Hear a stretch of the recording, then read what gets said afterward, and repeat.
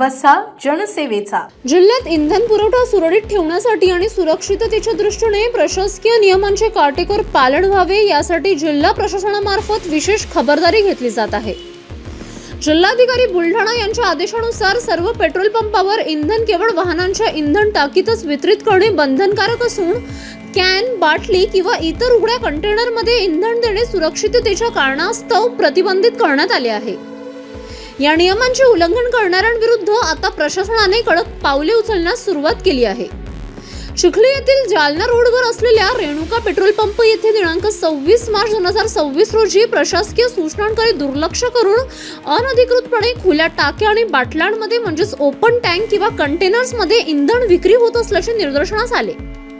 अशा प्रकारच्या बेकायदेशीर विक्रीमुळे सार्वजनिक सुरक्षिततेचा प्रश्न निर्माण होऊ शकतो. ही बाब लक्षात घेऊन तहसील कार्यालय चिखली येथील पुरवठा निरीक्षक रवींद्र संजय वाघ यांनी दिलेल्या फिर्यादीवरून चिखली पोलीस ठाण्यात संबंधित पेट्रोल पंप मालकावर गुन्हा नोंदवण्यात आला आहे. भारतीय न्याय संहिता BNS अंतर्गत 2023 च्या कलम 23 आणि 287 अन्वये ही कारवाई करण्यात आली असून पोलीस हवालदार कैलास गोपाळराव चाटरकर या प्रकरणाचा अधिक तपास करत आहेत.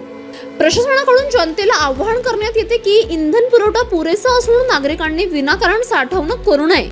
तसेच सर्व पेट्रोल पंप चालकांनी शासनाने ठरवून दिलेल्या सुरक्षा नियमांचे पालन करूनच इंधन वितरण करावे. खरं तर कोणत्याही प्रकारची पेट्रोलची, डिझेलची जिल्ह्यामध्ये टंचाई नाही आहे. मी आपल्यामार्फत सर्व जिल्हावासियांना मी आवाहन करू इच्छितो की कुठल्याही प्रकारची टंचाई नसताना, अनावश्यक पद्धतीनं, गरज नसताना कोणीही साठा पेट्रोलचा, डिझेलचा करू नये आणि कृत्रिम टंचाई निर्माण करू नये. केवळ आणि केवळ आवश्यकता जेवढ्या ह्याची आहे तेवढ्याचाच आपण नियमित स्वरूपात वापर करावा. कुठल्याही प्रकारची टंचाई नाही आहे.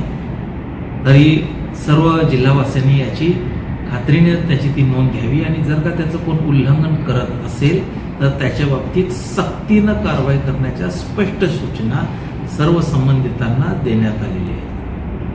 नियमांचे उल्लंघन करून सार्वजनिक सुरक्षेला बाधा पोहोचवणाऱ्या घटकांवर यापुढेही कडक कायदेशीर कारवाई करण्यात येईल असे प्रशासनाद्वारे स्पष्ट करण्यात आले आहे. जितेंद्र कायस्थ, मुख्य संपादक, सिटी न्यूज.